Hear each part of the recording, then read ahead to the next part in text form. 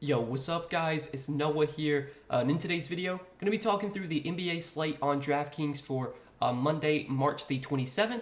Hope you guys all had a good weekend. We're back to talk through Monday's 8-game slate. We're going to go game by game, guys, give you kind of a quick breakdown of the slate, what I do like, taking a first look on Sunday night when I'm recording this video. But as always, before we do get started with the breakdown, if you guys do enjoy these DFS videos, if they do help you out, make sure you hit that like button down below, hit that subscribe button if you have not yet. And if you guys are new to the channel and if you've never checked out PrizePicks before, PrizePicks is the sponsor of this video.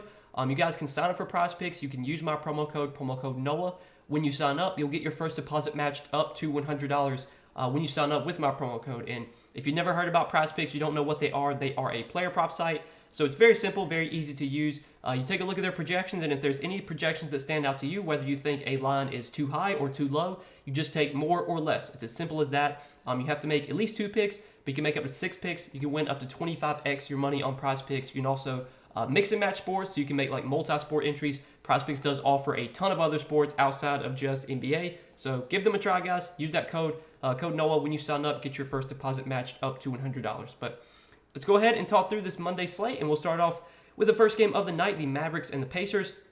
So starting off on the Indiana side, talking about Indiana today, you can see they're kind of entering tank mode right now. They have listed Tyrese Halliburton and Miles Turner as questionable for this game for injury management. Not sure if it's like the front end of a back-to-back or anything, but we're going to have to monitor the status of Halliburton and Turner.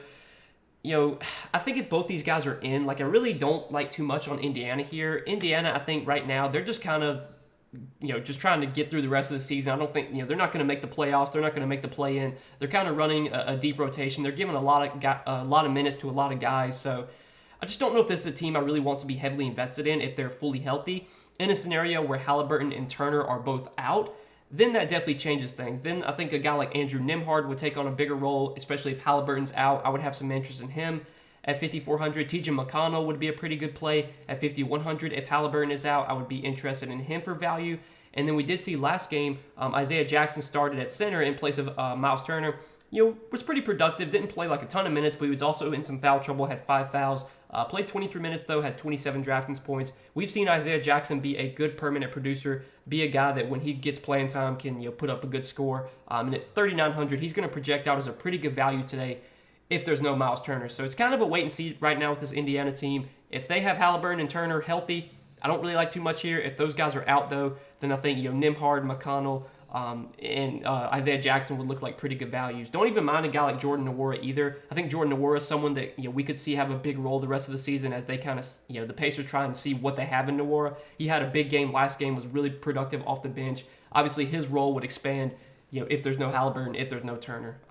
So that's kind of what I'm looking to on Indiana. Now for the Mavericks today, it's a back-to-back for the Mavericks, and Luka Doncic, he picked up his 16th technical foul on Sunday's game, so he is going to be suspended for this one, I'm pretty sure. So with Luka suspended, we can expect a really, really big role for Kyrie Irving. 9,800 for Kyrie here. I think Kyrie looks like a pretty strong pay-up option today. Normally, when Luka's out, you would expect Kyrie to be like above 10K, closer to like 11K.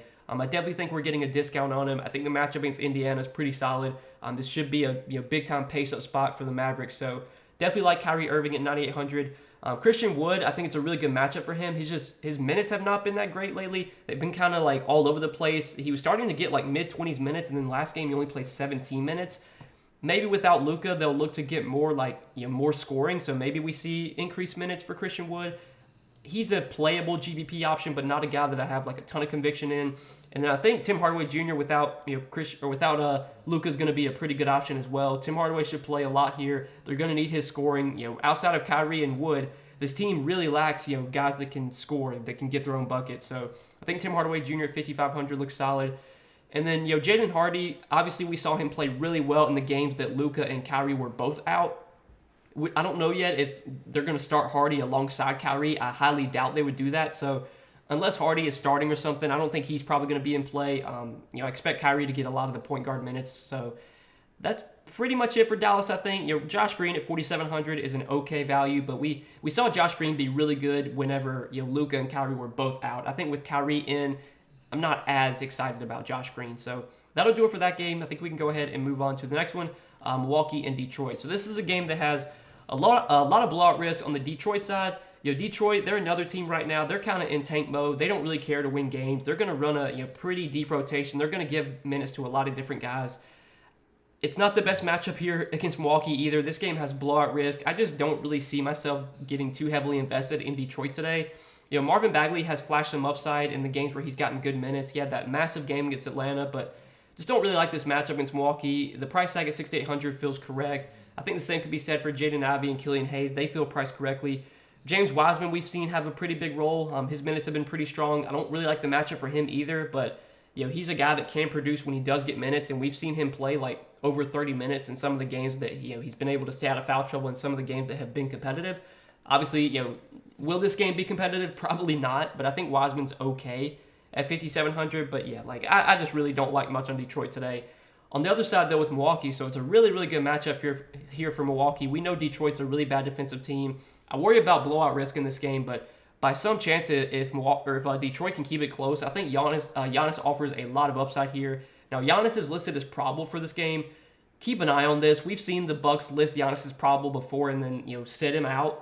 And because they're facing Detroit today, I would not be surprised if they sit Giannis here. But if Giannis is playing, he offers a ton of upside in this matchup. I mean, nobody on Detroit can slow him down. He's done well against Detroit in pretty limited minutes this season, only averaging 29 minutes per game against them, but he's averaged 54 Draftkings points against the Pistons. Again, the Pistons are a horrible defensive team.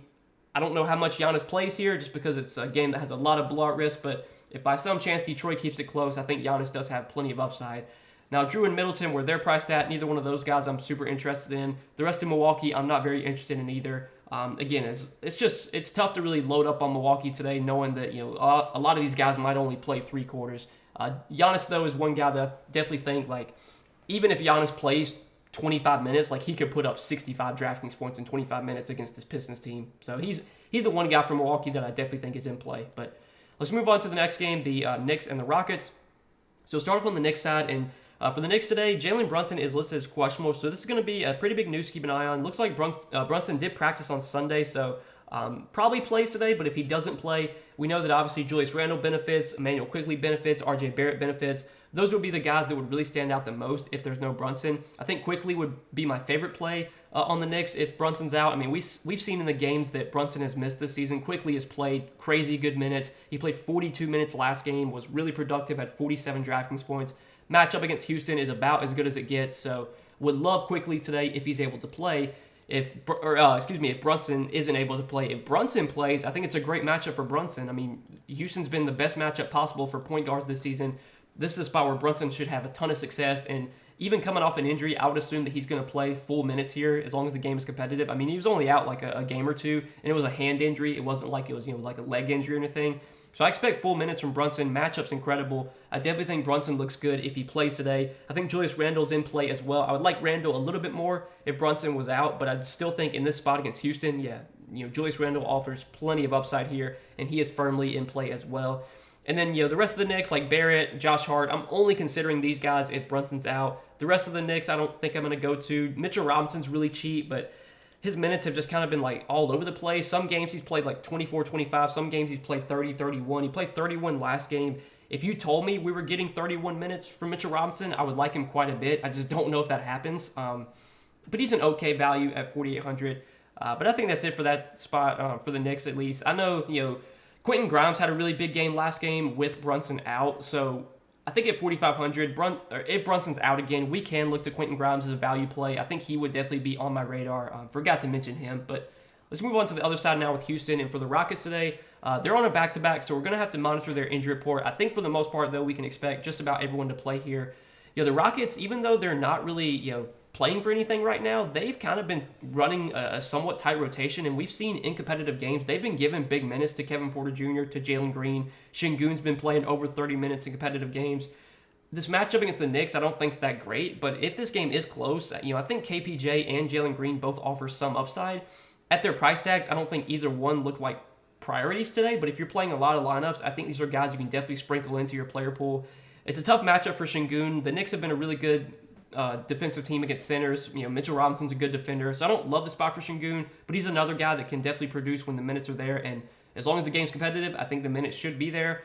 But not much interest in the Rockets as a whole. Most of my interest in this side or in this game is on the Knicks side, especially if Like if Brunson plays, I really like Brunson. If Brunson's out, really like Quickly, really like Randall. RJ Barrett would look really solid as well. And then Quentin Grimes would become a viable cheap option too. So that'll do it for that game. Let's move on to the next one, Phoenix and Utah. So for Utah today, got to keep an eye on some injuries here. I think Jordan Clarkson's already been ruled out, and Lauri Markkanen, I believe, is questionable. So Lauri Markkanen is questionable. If Lauri Markkanen returns, I really don't like much on Utah here. A lot of these Utah guys have been priced up for when Markkanen was out. Kessler, Olynyk, THT, these guys are all 7K or more. Chris Dunn is almost 6K now. Agbaji is almost 6K. So I think Utah would probably be a full fade for me if Markkanen's in. If Markkanen remains out, then sure, you could look to Kessler and Olynyk and THT, but it's like none of these guys are that cheap, and the matchup against Phoenix, I don't think it's great or anything. So honestly, Utah's not a team I'm very interested in here. Not a spot I really want to be too invested in. On the Phoenix side, though, looking at the Suns, so Devin Booker coming in at 10K. I think it's a pretty good matchup here for Devin Booker. We've seen guards have plenty of success against Utah this season.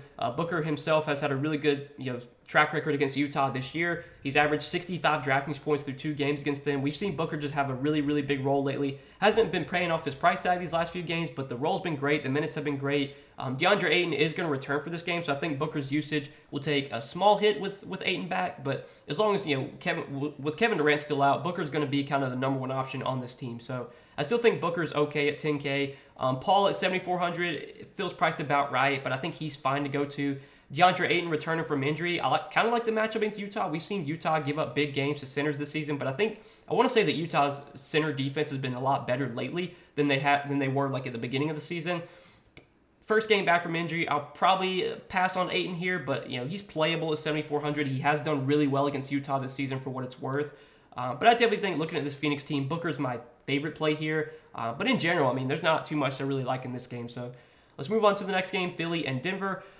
So we got a battle of the potential MVPs. We got Jokic versus Embiid. Assuming Embiid plays today, he's questionable. We'll talk about that in a second. But on the Denver side, we'll start off with Denver. So Nikola Jokic coming in at 11,400. Not the greatest matchup here for Jokic going up against Embiid, but Jokic is just one of these guys that, it doesn't matter who he's going up against. Jokic can put up a huge game any night, and I think he definitely has some extra motivation in this spot going up against Embiid. So I think Jokic is a fine tournament play. I don't think he's going to be someone that I force into my lineups today, but it kind of depends on what value we have. If there's a lot of value on this slate and it's very easy to pay up for Jokic, then Jokic is going to be one of the first guys I look to.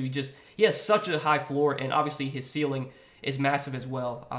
But the rest of Denver, I'm not super interested in, like Jamal Murray, MPJ, Aaron Gordon. None of these guys I really ever get excited to roster, and where they're priced at, none of them really stand out. So I think it's just Jokic for me, and that's it from Denver. Now on the Philadelphia side, both Joel Embiid and James Harden are listed as questionable for this game. I would assume that Joel Embiid is definitely going to play here.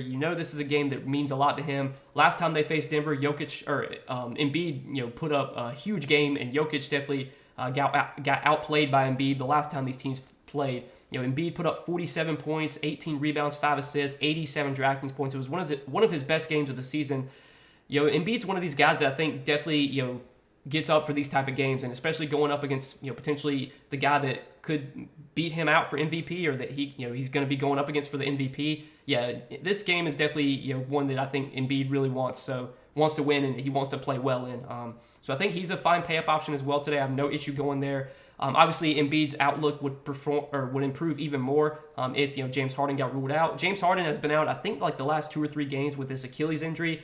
The reports were that Harden was targeting a Monday return, so I'm expecting Harden to be back today. So if Harden's back, you pretty much can't play Tyrese Maxey, you can't play Tobias Harris. But if Harden remains out, you could look to those guys, but they're not that cheap. Maxey's 7,700, Harris is 6,300. They're priced correctly, but we have seen, obviously, Maxey have a really big role without Harden. Minutes have been through the roof. Usage has been really strong. Tobias Harris has had some really good games with Harden out this season, and I think he would be playable at 6,300. But when it comes to this game, I think it's the superstars here, Embiid and Jokic, that I like most for sure from this one. So let's go ahead and move on to the next game, Minnesota and Sacramento. So Sacramento in a pretty decent spot here against Minnesota in what should be a pretty fast-paced, high-scoring game. We'll start off looking at the Kings side. Big news to keep an eye on here is De'Aaron Fox's status. De'Aaron Fox listed as questionable for this game. Fox was out their last game, so don't really have any update yet on his status. Obviously, if he's out, that definitely makes the ceiling a little bit higher for Domantas Sabonis, but I think Sabonis is going to have a pretty big role regardless, and I don't think even if Fox is out, like I don't think Sabonis gets this massive boost. If anything, it might hurt him a little bit. I'd have to take a look at his numbers without Fox this season, but we know Sabonis is going to play big minutes here. This should be a high-scoring competitive game. Don't love the matchup against Gobert, but I definitely think Sabonis is a fine pay-up option. I think Fox at 8,400, if he plays, looks pretty solid. Again, this game should be fast-paced, and that's something that sets up very well for Fox. So he's someone that I'm interested in if he plays. If he doesn't play, we could look to guys like Kevin Huerter, Keegan Murray, but these guys got priced up. I mean, Kevin Huerter is 6,700 now. Like, I'm going to pass on Kevin Huerter at that price tag. I know he's had some good games lately without Fox. He had a good game last game, but again, this price tag, you're paying the premium for Kevin Huerter right now. And then Keegan Murray, Harrison Barnes, I think they look a little bit better if there's no Fox, but they feel priced about right. And then Davion Mitchell, we've seen in the games without Fox this season, he's been pretty mediocre, pretty average. He had 28 DraftKings points last game, played 29 minutes. I think Mitchell would be an okay value if Fox is out, but not a guy that I would really be like running to roster. His price tag came up to 4,500, so it's not like he's super super cheap. So that'll do it for the Sacramento side. Now on the Minnesota side, Minnesota on the second night of a back-to-back, so we're going to have to monitor their injury report. Karl-Anthony Towns coming back from an injury. Anthony Edwards was questionable or I think both Edwards and Towns were questionable for Sunday's game. They wound up playing. We'll have to see if they play here on the back-to-back. If everyone is in for Minnesota, even though it's a good matchup against Sacramento, like I really don't like much here because all these guys feel priced where they should be. Edwards, Towns, Gobert, Anderson. I don't really like too much here if everyone's in. By some chance if Minnesota rests some guys, or like if Towns rest or something, then Gobert would look a little bit more appealing, but it's not like we're getting a huge discount on Gobert. Anthony Edwards, I think, would probably be my favorite play from Minnesota if Towns got ruled out on the back-to-back. But assuming everyone is in for Minnesota, even in a great matchup here, the price tags just make these guys like tough to prioritize. So that'll do it for that game. Let's move on to the next one. We got two more games to go over. So Pelicans and Blazers. We'll start off on the Blazers side. So the Blazers, they're another team that's kind of just entered tank mode. I mean, they've pretty much like hung up the towel. They've hung it up for the rest of the season. I mean, Damian Lillard, it looks like he's going to probably be shut down for the rest of the season. He didn't play on Sunday night. I assume he doesn't play tonight. Don't know yet about Jeremy Grant, Yusuf Nurkic, Anthony Simons. None of those guys played on Sunday night either. We'll have to see if they play today. By some chance, if Portland has everyone available, Lillard, Grant, Nurkic, Simons, then really nothing looks that great on Portland. Just because I really don't know what Portland's motivation is right now. If all these guys play, like, are they even going to try and win the game? Like, are they going to play Dame 36 minutes if he's playing? I don't know. Like, they might just limit him. I'm assuming that a lot of these questionable guys, like a lot of these guys that didn't play Sunday, probably aren't playing again today, and they might not even play the rest of the season. So it's going to be Shaedon Sharp's season if Damian Lillard remains out. Sharp's been great in the last few games without Lillard, been playing massive minutes, had another really big game Sunday night against OKC. I think Sharp at 6,200, even with his price tag coming up, he still looks like a really good play today, assuming there's no Dame, and especially if there's no Simons and Grant and Nurkic either. I mean, Sharp's going to be kind of the lead usage guy.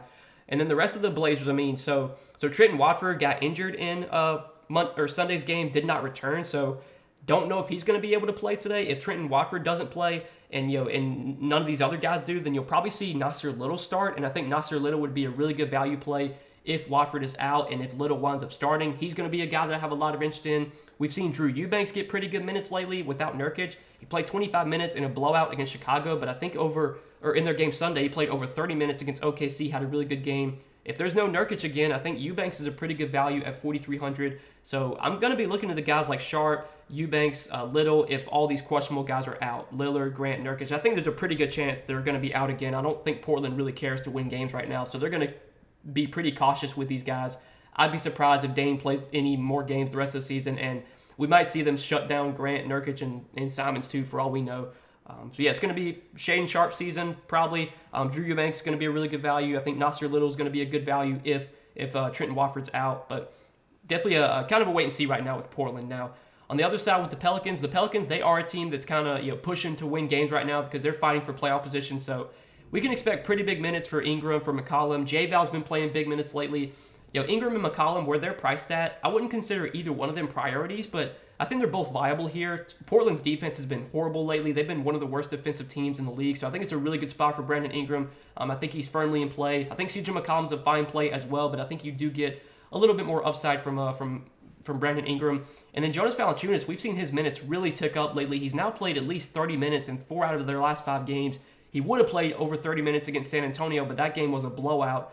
If we're getting over 30 minutes from Jonas Valanciunas in this matchup against Portland without Jusuf Nurkic, assuming Nurkic doesn't play, I think it's a really, really good spot here for J-Val, and I think he offers a ton of upside. Now, the price tag at $7,900 makes him a tough guy to roster, like he's tough to stomach, but we've seen the 50-point upside from J-Val when the minutes are there, and in this matchup, I think there's definitely 50-point upside for him, so I do have some interest in J-Val as a kind of a GPP play. The rest of the Pelicans, though, like Herb Jones and Trey Murphy, these guys I'm probably going to pass on. I think that's it for the Pelicans. I think that's it for this game. So let's move on to the last game of the night, the Clippers and the Bulls. We'll start off on the Clippers side. So, still no Paul George for the Clippers. And Kawhi Leonard, he got injured in Saturday's game, didn't return, but he's going to be expected to play today. He's probable for this game, so Kawhi should play here. Obviously, without Paul George, we can expect a really big role for Kawhi Leonard. The price tag at $10,100 doesn't make him a priority on this slate. I think I would rather get up to like Jokic, Embiid, Giannis. I think I'd rather play those guys over Kawhi. But clearly, the upside's there for Kawhi. We saw, that game against OKC without Paul George, 34 minutes in a blowout, 57 Draftkings points. Clearly, Kawhi can go out there and crush. I feel like he's priced correctly, and when you have Jokic, Embiid, Giannis on the slate, those are guys I'm probably going to prefer. And then the rest of the Clippers, I don't really like many of these guys. I mean, they're all priced up. Westbrook's $8,100. Eric Gordon's been starting in place of Paul George, but he's almost $6K now. It's just nothing really looks that great here. I don't have a ton of interest in the Clippers besides like maybe some sprinkles of Kawhi Leonard if you're playing multiple lineups.